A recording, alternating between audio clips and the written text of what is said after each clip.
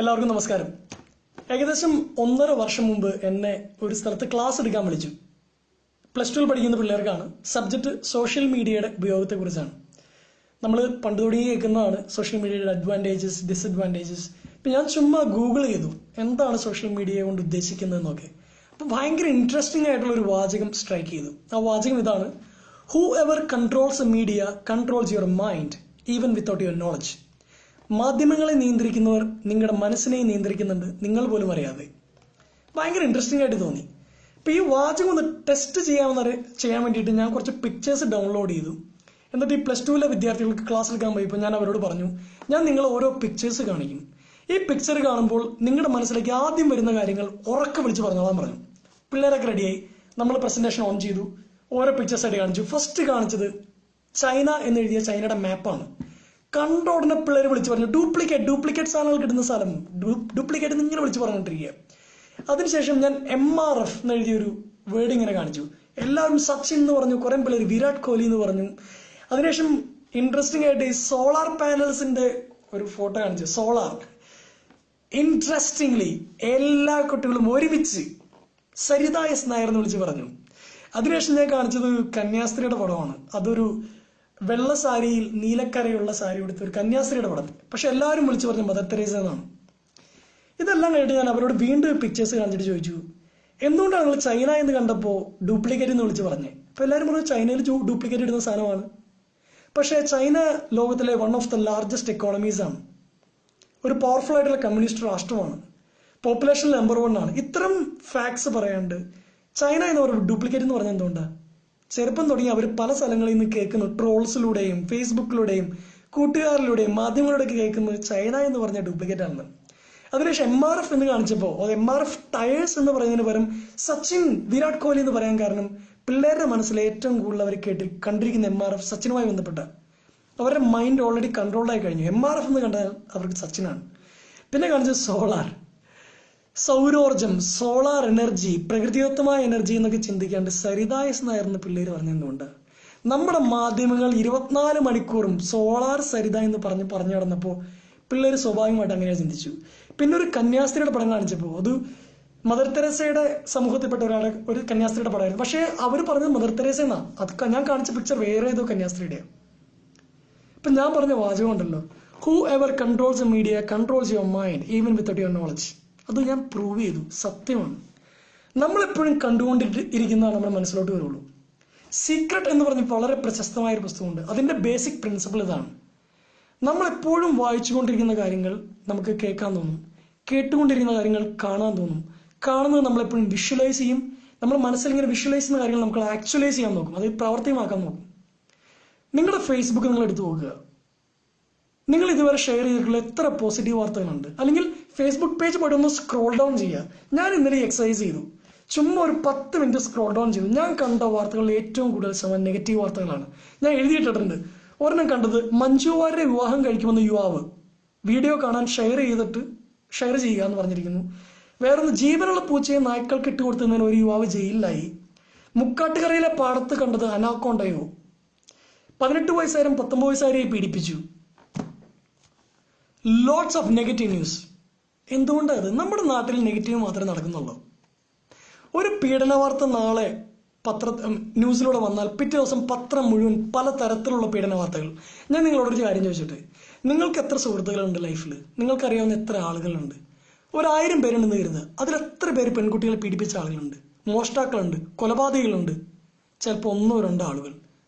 ബാക്കി 900 കണക്കിന് ആളുകൾ എവിടെ? ഈ 3 പേരാണോ നമ്മുടെ രാജ്യത്തിന്റെ, നമ്മുടെ നാടിനെ കുറിച്ച് റെപ്രസെന്റ് ചെയ്യേണ്ട ആളുകൾ? എത്രയോ നല്ല കാര്യങ്ങൾ നടക്കുന്നു.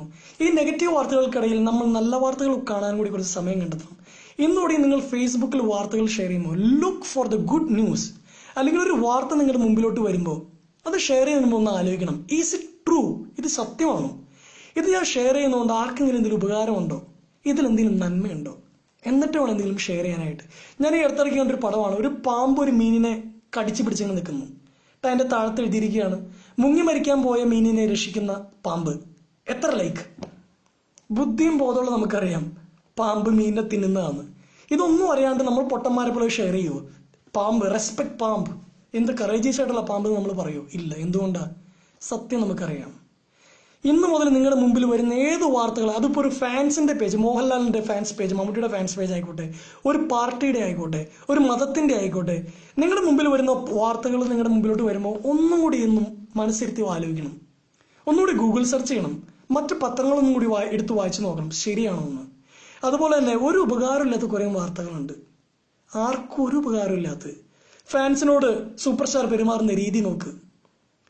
ദിലീപിന്റെ വീട്ടിൽ ഇപ്പോൾ പ്രശ്നങ്ങൾ വീണ്ടും തുടങ്ങിയോ? ഇത്തരം വാർത്തകൾ ഷെയർ ചെയ്തുകൊണ്ട് എന്ത് ഉപകാരം ഉണ്ടാകുമോ നമുക്ക്? എനിക്ക് തോന്നുന്നു നമുക്ക് കുറച്ചുകൂടി ഉത്തരവാദിത്വത്തോടു കൂടി സോഷ്യൽ മീഡിയ ഉപയോഗം ചെയ്യണമെന്ന് തോന്നുന്നു. അതുപോലെ തന്നെ മാധ്യമങ്ങളോട്, Surya TV, Asianet, Mathrubhumi, reporter channel, Kairali, take any media, try to share the good news. ഈ ലോകത്ത് ഒരുപാട് നന്മകൾ നടക്കുന്നുണ്ട്. നിങ്ങൾക്ക് സംശയമുണ്ടെങ്കിൽ 2-3 വാർത്തകൾ ഞാൻ പറയാം. ഒന്ന്, നിങ്ങൾ കണ്ടിട്ടുണ്ടോ എന്നറിയാം, അന്നായ എലിക്ക് എന്നൊരു പെൺകുട്ടി. 2 കൈപ്പത്തിയില്ല, പക്ഷേ അമേരിക്കയിൽ നടത്തിയ ഹാൻഡ് റൈറ്റിംഗിന്റെ കോമ്പറ്റീഷന് ഫസ്റ്റ് പ്രൈസ് വാങ്ങിച്ചു. ഇങ്ങനെ പേന ഈ 2 കൈയുടെ ഇടയ്ക്ക് വെച്ച് എഴുതി ഫസ്റ്റ് എടുത്ത കുട്ടിയാണ്. എത്ര തവണ പേന വീണുപോയി കാണും. നമ്മളെപ്പോലുള്ള എല്ലാമുള്ള ചെറുപ്പക്കാരികൾക്കും പ്രചോദനമാവേണ്ട ഒരു കുട്ടിയല്ലേ അത്. ഹരിയാനയിൽ ഒരു പെൺകുട്ടിക്ക് കിണറിൽ വെള്ളം കോരാൻ വേണ്ടി ഒരു വലിയ ആളുടെ വീട്ടിൽ പോയി വെള്ളം കോരിയെന്ന് അയാൾ എതിർത്തു. നിങ്ങൾ ദളിതയാണ്, എന്റെ കുടുംബത്തിലെ കിണർ അശുദ്ധമാക്കരുതെന്ന് പറഞ്ഞു. നാണം കെട്ട ഭാര്യ വീട്ടിൽ കരഞ്ഞു വന്നപ്പോൾ ആ വീട്ടിലെ ഭർത്താവ് ചെയ്ത് തിരിച്ചുപോയി തെറി പറയുകയല്ല ചെയ്ത്, പുറത്തുപോയി കമ്പിപ്പാരയും കടാരയും എടുത്തുകൊണ്ട് വന്നു. 1 മാസം നിന്ന് കുഴിച്ചു. അവന്റെ വീട്ടുപറമ്പിൽ അവൻ വെള്ളം കണ്ടെത്തി. നാട്ടുകാരും മുഴുവൻ അവിടെ വന്ന് വെള്ളം കുടിച്ചു. എത്ര പോസിറ്റീവായിട്ടുള്ള വാർത്തകളാണ്. ഒരു കാൽപാദമില്ലാത്ത മാരിയപ്പൻ തങ്കവേലു എന്ന തമിഴ്നാട്ടുകാരൻ യുവാവ് പാരാലിമ്പിക്സിൽ വികലാംഗർക്കുള്ള ഒളിമ്പിക് പ്രൈസിൽ തമിഴ്നാട്ടുകാരൻ, ഇന്ത്യക്കാരൻ ഗോൾഡ് മെഡൽ വാങ്ങിച്ചു. കഴിഞ്ഞ വർഷം കബാലി സിനിമ റിലീസ് ചെയ്ത സമയത്ത് ഒരു ചെറുപ്പക്കാരൻ പയ്യൻ സിനിമ കണ്ടു കഴിഞ്ഞ് ഇറങ്ങുന്ന സമയത്ത് ഒരു പെൺകുട്ടിയെ മറ്റുള്ളവർ ഉപദ്രവിക്കുന്ന കണ്ട് ഓടിക്കേറി ചെന്ന് അവരുമായിട്ട് മല്ലിടിയ പെൺകുട്ടിയെ രക്ഷിക്കുകയും ചെയ്തു. അത് പെൺവാണിഭ സംഘമായിരുന്നു. അങ്ങനെ രക്ഷിച്ചൊരു യുവാവ്. എത്രയോ നന്മയാണ് നമ്മുടെ നാട്ടിൽ നടക്കുന്നത്. എന്നിട്ട് എന്തുകൊണ്ടാണ് നമ്മൾ നെഗറ്റീവ് ന്യൂസ് ഷെയർ ചെയ്യുന്നത്? ഇത് കേട്ടുകൊണ്ടിരിക്കുന്ന എല്ലാവരോടും എനിക്ക് പറയാനുള്ള ഒന്നേ മാത്രമാണ്. ഇന്ന് തുടങ്ങി നമ്മുടെ കണ്ണുകൾ പോകേണ്ടത് പോസിറ്റീവായിട്ടുള്ള വാർത്തകളിലേക്കാണ്. പോസിറ്റീവായിട്ടുള്ള വാർത്തകൾക്ക് മാത്രമേ ഈ നാട്ടിൽ എന്തെങ്കിലും നന്മയുണ്ടാക്കാൻ പറ്റുള്ളൂ. ഒരു 100 പീഡന കഥകൾ ഷെയർ ചെയ്തുകൊണ്ട് ഒരു പീഡനവും കുറയാൻ പോണില്ല, ഒരുപക്ഷെ കൂടുകയേ ചെയ്യുള്ളൂ. പക്ഷെ ഒരു പീഡനത്തിൽ നിന്ന് ഒരു പെൺകുട്ടിയെ രക്ഷിച്ച കഥയുണ്ടെങ്കിൽ അത് ആയിരങ്ങളുടെ മനസ്സിൽ ഇപ്പം മാറ്റി നിന്നിരിക്കുകയാണ്. ഇന്ന് തുടങ്ങി കുറച്ചും കൂടി ഉത്തരവാദിത്വത്തോടു കൂടി നമ്മൾ സോഷ്യൽ മീഡിയയെ ഉപയോഗിക്കണമെന്ന് ഞാൻ നിങ്ങളുടെ ഹംബിളായി റിക്വസ്റ്റ് ചെയ്യാണ്. അതുപോലെ എല്ലാ മാധ്യമങ്ങളോടും ഏറ്റവും എളിമയോടെ ഞാൻ അപേക്ഷിക്കുകയാണ്, നിങ്ങൾ ഇന്ന് തുടങ്ങി ഷെയർ ചെയ്യുന്ന വാർത്തകളിൽ കുറെ കൂടി നന്മയുണ്ടാവട്ടെ.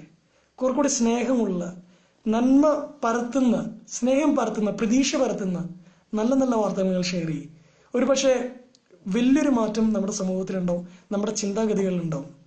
Who ever controls media controls your mind even without your knowledge. ഇന്ന് തുടങ്ങി നമുക്ക് നമ്മുടെ കയ്യിലുള്ള മീഡിയ എന്ന് പറയുന്നത് നമ്മുടെ ഫേസ്ബുക്ക് പേജ് ആയിരിക്കും. പക്ഷേ നല്ല വാർത്തകൾ മാത്രം ഷെയർ ചെയ്യും. പ്രകാശം പരക്കട്ടെ. Thank you very much.